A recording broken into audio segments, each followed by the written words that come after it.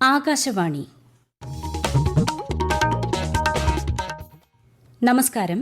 പ്രാദേശിക വാർത്തകൾ വായിക്കുന്നത് സോഫിയ ഡാനിയൽ.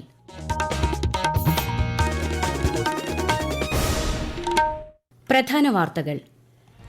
7ാം ഘട്ട ലോക്സഭാ തെരഞ്ഞെടുപ്പിന്റെ പരസ്യപ്രചാരണം ഇന്ന് അവസാനിക്കും. ജൂൺ 1-ന് 57 മണ്ഡലങ്ങൾ വിധിയെഴുതും. പ്രധാനമന്ത്രി നരേന്ദ്രമോദി 3 ദിവസത്തെ സന്ദർശനത്തിനായി ഇന്ന് കന്യാകുമാരിയിലെത്തും. വിവേകാനന്ദ പാറയിലെ ധ്യാനത്തിനു ശേഷം അദ്ദേഹം ശനിയാഴ്ച മടങ്ങും. സംസ്ഥാനത്ത് കാലവർഷമെത്തിയതായി കേന്ദ്ര കാലാവസ്ഥാ വകുപ്പ്. ഇന്ന് 14 ജില്ലകളിലും മഞ്ഞ ജാഗ്രത. തിരുവനന്തപുരം മുതലപ്പൊഴിയിലെ അപകടങ്ങൾ കുറയ്ക്കുന്നതിന് 2 മാസത്തേക്ക് ഹാർബർ അടച്ചിടണമെന്ന് നിർദ്ദേശിച്ച് മന്ത്രി സജി ചെറിയാൻ. നോർവേ ചെസ് മത്സരത്തിലെ 3ാം റൌണ്ടിൽ ലോക 1-ാം നമ്പർ താരം മാഗ്നസ് കാൾസനെതിരെ ഇന്ത്യയുടെ ആർ പ്രജ്ഞാനന്ദയ്ക്ക് അട്ടിമറി ജയം. വാർത്തകൾ വിശദമായി. 7ാം ഘട്ട ലോക്സഭാ തെരഞ്ഞെടുപ്പിന്റെ പരസ്യപ്രചാരണം ഇന്ന് അവസാനിക്കും. ജൂൺ 1-ന് 57 മണ്ഡലങ്ങളിലാണ് അവസാന ഘട്ടത്തിൽ വോട്ടെടുപ്പ് നടക്കുന്നത്. 7 സംസ്ഥാനങ്ങളിലും കേന്ദ്രഭരണ പ്രദേശമായ ചണ്ഡിഗഡിലുമായി 904 സ്ഥാനാർത്ഥികളാണ് 7ാം ഘട്ടത്തിൽ ജനവിധി തേടുന്നത്. പ്രധാനമന്ത്രിയും മുതിർന്ന ബിജെപി നേതാവുമായ നരേന്ദ്രമോദി ഇന്ന് പഞ്ചാബിലെ ഹോഷിയാർപൂരിൽ തെരഞ്ഞെടുപ്പ് പ്രചാരണ റാലിയിൽ പങ്കെടുത്തു. കോൺഗ്രസ് നേതാവ് രാഹുൽ ഗാന്ധി ഒഡീഷയിലെ ബാലാസോറിൽ പൊതുസമ്മേളനത്തിൽ പങ്കെടുക്കും. 7ാം ഘട്ട തെരഞ്ഞെടുപ്പിൽ ഉത്തർപ്രദേശ്, പഞ്ചാബ് എന്നിവിടങ്ങളിൽ 13 വീതവും, പശ്ചിമബംഗാളിൽ 9-ഉം, ബീഹാറിൽ 8-ഉം, ഒഡീഷയിൽ 6-ഉം, ഝാർഖണ്ഡിൽ 3-ഉം, ഹിമാചൽ പ്രദേശിൽ 4-ഉം, ചണ്ഡിഗഡിലെ 1 ലോക്സഭാ മണ്ഡലത്തിലുമാണ് വോട്ടെടുപ്പ് നടക്കുന്നത്. എല്ലാ ഘട്ടത്തിലെയും വോട്ടെണ്ണൽ ജൂൺ 4-ന് നടക്കും. 3 ദിവസത്തെ സന്ദർശനത്തിനായി പ്രധാനമന്ത്രിയും മുതിർന്ന ബിജെപി നേതാവുമായ നരേന്ദ്രമോദി ഇന്ന് കന്യാകുമാരിയിലേക്ക് പോകും. തിരുവനന്തപുരം വിമാനത്താവളത്തിൽ നിന്ന് വൈകിട്ട് 4:30 കന്യാകുമാരിയിൽ ഹെലിപാഡിൽ അദ്ദേഹം എത്തിച്ചേരും. കന്യാകുമാരി ദേവീക്ഷേത്രത്തിൽ ദർശനം നടത്തുന്ന പ്രധാനമന്ത്രി വിവേകാനന്ദ സ്മാരകത്തിലെ ധ്യാന മണ്ഡപത്തിൽ ധ്യാനത്തിൽ മുഴുകും. പിന്നീട് ശനിയാഴ്ച വൈകിട്ട് കന്യാകുമാരിയിൽ നിന്നും ഹെലികോപ്റ്റർ മാർഗം തിരുവനന്തപുരം വിമാനത്താവളത്തിലെത്തുന്ന അദ്ദേഹം ഡൽഹിക്ക് മടങ്ങും. സംസ്ഥാനത്ത് തെക്ക് പടിഞ്ഞാറൻ കാലവർഷം എത്തിയതായി കേന്ദ്ര കാലാവസ്ഥാ വകുപ്പ്. എല്ലാ ജില്ലകളിലും ഇന്ന് മഞ്ഞ ജാഗ്രത പ്രഖ്യാപിച്ചു. ജൂണിൽ പ്രതീക്ഷിച്ചതിനേക്കാൾ 2 ദിവസം മുൻപാണ് തെക്കു പടിഞ്ഞാറൻ കാലവർഷം എത്തുന്നത്. ചില വടക്ക് കിഴക്കൻ സംസ്ഥാനങ്ങളിലേക്ക് വ്യാപിക്കാൻ സാധ്യതയുണ്ടെന്നും മുന്നറിയിപ്പുണ്ട്. ദക്ഷിണ അറബിക്കടൽ, മാൽദീവ്സ്, കന്യാകുമാരി, ലക്ഷദ്വീപ്, കേരളം, ബംഗാൾ ഉൾക്കടൽ എന്നിവിടങ്ങളിലേക്ക് കൂടുതൽ മുന്നേറുന്നതിന് അനുകൂലമായ സാഹചര്യമാണ് ഇപ്പോൾ നിലനിൽക്കുന്നത്. കേരള തീരത്ത് ഇന്നും നാളെയും മണിക്കൂറിൽ 35 മുതൽ 45 കിലോമീറ്റർ വരെ വേഗതയിൽ കാറ്റ് വീശാൻ സാധ്യതയുള്ളതിനാൽ മത്സ്യത്തൊഴിലാളികൾ കടലിൽ പോകരുതെന്ന് മുന്നറിയിപ്പുണ്ട്. ഉയർന്ന തിരമാല മുന്നറിയിപ്പും നൽകിയിട്ടുണ്ട്. ലക്ഷദ്വീപിലും മത്സ്യബന്ധനത്തിന് വിലക്കേർപ്പെടുത്തി. തിരുവനന്തപുരത്ത് ഇന്നലെ പെയ്ത മഴയിൽ വ്യാപക നാശനഷ്ടം. കനത്ത മഴയെ തുടർന്ന് നഗരത്തിലെ താഴ്ന്ന പ്രദേശങ്ങളിൽ വെള്ളം കയറി. വിശദാംശങ്ങളുമായി ആകാശവാണി തിരുവനന്തപുരം ജില്ലാ പ്രതിനിധി രജു കോലിയക്കോട്. തിരുവനന്തപുരത്ത് ഇന്നലെ പെയ്ത കനത്ത മഴയിൽ ചാല, തമ്പാനൂർ, ഇടപ്പഴിഞ്ഞി, ഗൗരീശപട്ടം, വട്ടിയൂർക്കാവ്, പാറ്റൂർ തുടങ്ങിയ സ്ഥലങ്ങളിൽ വെള്ളക്കെട്ടുണ്ടാവുകയും നിരവധി വീടുകളിലും കടകളിലും വെള്ളം കയറുകയും ചെയ്തു. SS കോവിൽ റോഡിലെ ഒരു കോളേജ് ഹോസ്റ്റൽ മഴയിൽ നനഞ്ഞ് അപകടാവസ്ഥയിലായി. കിള്ളിയാറും കരമനയാറും കരകവിഞ്ഞൊഴുകി. ആമയിഴഞ്ചാൻ തോടും കരകവിഞ്ഞു. ബണ്ട് കോളനിയിൽ 2 ദിവസമായി വെള്ളക്കെട്ട് രൂക്ഷമാണ്. പൂങ്കുളത്ത് മരം കടപുഴകി വീണ് വീട് തകർന്നു. കാട്ടാക്കടയിൽ കനത്ത മഴയിൽ വീടിന്റെ മതിൽ തകർന്നു. വിളവൂർക്കലിൽ ശക്തമായ മഴയിൽ വീട് തകർന്നു. ജില്ലയിൽ 8 ദുരിതാശ്വാസ ക്യാമ്പുകളിലായി 66 പേരെയാണ് മാറ്റിപ്പാർപ്പിച്ചിരിക്കുന്നത്. മഴയിലും മണ്ണൊലിപ്പിലും കൊല്ലം മൺറോ തുരുത്തിലേക്കുള്ള ഇടിയാക്കടവ് പാലത്തിന് കേടുപാട് സംഭവിച്ചു. ഇതോടെ മൺറോ തുരുത്തിലേക്കുള്ള ഏക യാത്രാമാർഗം തടസ്സപ്പെട്ടു. കനത്ത മഴ, വെള്ളപ്പൊക്കം എന്നിവയെ തുടർന്ന് കോട്ടയം ജില്ലയിൽ 103 കുടുംബങ്ങളിലെ 398 പേരെ സുരക്ഷിത കേന്ദ്രങ്ങളിലേക്ക് മാറ്റി. ഇന്നലെ കോട്ടയത്ത് 6 ദുരിതാശ്വാസ ക്യാമ്പുകൾ കൂടി തുറന്നതോടെ ജില്ലയിൽ ദുരിതാശ്വാസ ക്യാമ്പുകളുടെ എണ്ണം 17ആയി. ക്യാമ്പുകളിൽ ആരോഗ്യവകുപ്പിന്റെ അടക്കം സേവനങ്ങൾ ലഭ്യമാക്കിയിട്ടുണ്ട്. കനത്ത മഴയെ തുടർന്ന് ആലപ്പുഴയിൽ മഴക്കെടുതികൾ രൂക്ഷമായി തുടരുന്നു. മഴയും കിഴക്കൻ വെള്ളത്തിന്റെ വരവും കാരണം കുട്ടനാട്ടിൽ ജലനിരപ്പ് ഉയർന്നു. താഴ്ന്ന പ്രദേശങ്ങൾ വെള്ളത്തിൽ മുങ്ങി. പമ്പ, മണിമല ആറുകളിലെ ജലനിരപ്പ് ഉയരുന്നതാണ് കുട്ടനാട്ടിൽ വെള്ളപ്പൊക്ക ഭീഷണിക്ക് കാരണം. കനത്ത മഴയ്ക്കൊപ്പം ശക്തമായ കാറ്റും വീശിയടിക്കുകയാണ്. കുട്ടനാട്ടിലെ മുട്ടാർ പഞ്ചായത്തിലാണ് വെള്ളപ്പൊക്ക ദുരിതം ഏറ്റവും രൂക്ഷം. വെള്ളക്കെട്ടിൽ കാൽ വഴുതി വീണ് ഒരാൾ മരിച്ചു. ചേർത്തല സ്വദേശി അശോകനാണ് മരിച്ചത്. വീടിന് സമീപത്തുള്ള മീൻ വളർത്തുന്ന പാടത്ത് വഴുതി വീണാണ് അപകടമുണ്ടായത്. അതേസമയം റോഡിൽ വെള്ളം കയറിയതിനെ തുടർന്ന് നിർത്തിവച്ച തായങ്കരി എടത്വ റൂട്ടിലെ ബസ് സർവീസ് പിന്നീട് പുനരാരംഭിക്കുമെന്ന് കെഎസ്ആർടിസി അറിയിച്ചു.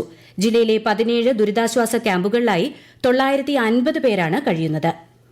എറണാകുളം ജില്ലയിൽ ഇന്നലെ പെയ്ത ശക്തമായ മഴയെ തുടർന്ന് കളമശ്ശേരി, കാക്കനാട്, ഇടപ്പള്ളി ഉൾപ്പെടെയുള്ള നഗരത്തിലെ പല ഭാഗങ്ങളിലും വെള്ളക്കെട്ടും ഗതാഗതക്കുരുക്കും അനുഭവപ്പെട്ടു.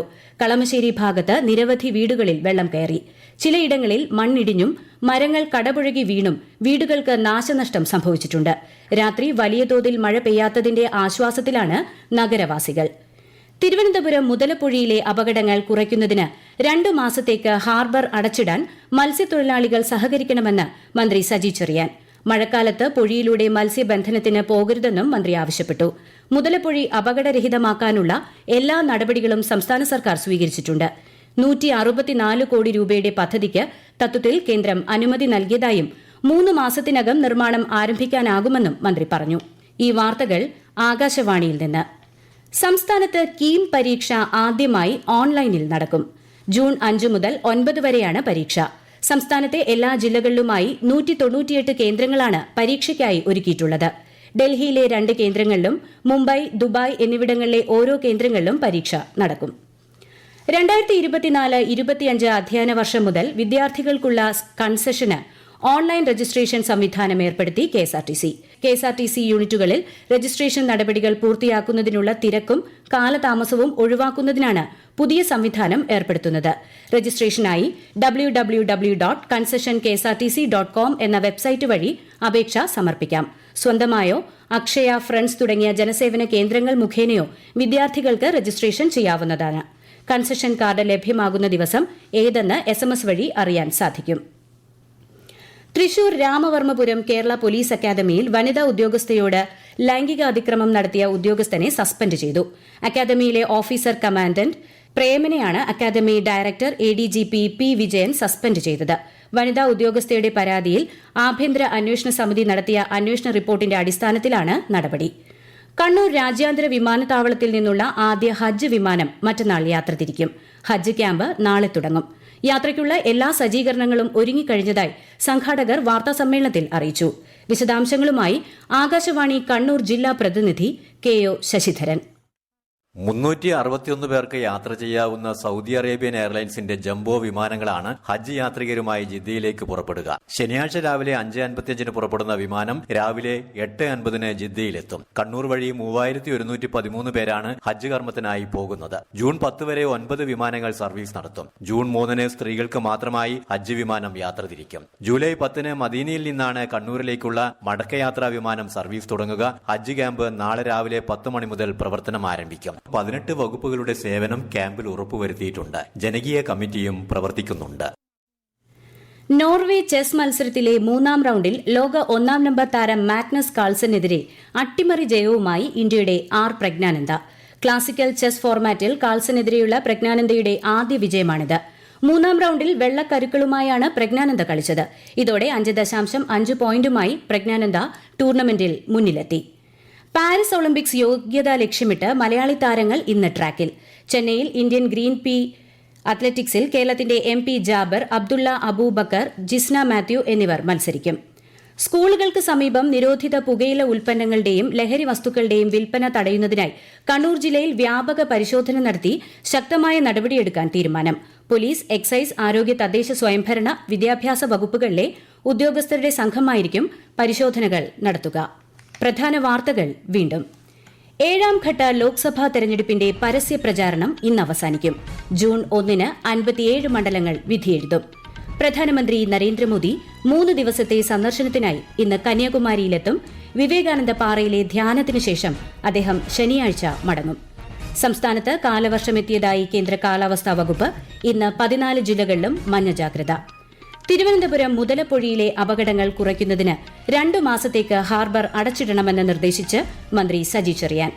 നോർവേ ചെസ് മത്സരത്തിലെ 3ാം റൌണ്ടിൽ ലോക 1ാം നമ്പർ താരം മാഗ്നസ് കാൾസനെതിരെ ഇന്ത്യയുടെ പ്രജ്ഞാനന്ദയ്ക്ക് അട്ടിമറി ജയം. പ്രാദേശിക വാർത്തകൾ കഴിഞ്ഞു. അടുത്ത വാർത്താ പ്രക്ഷേപണം 12:50.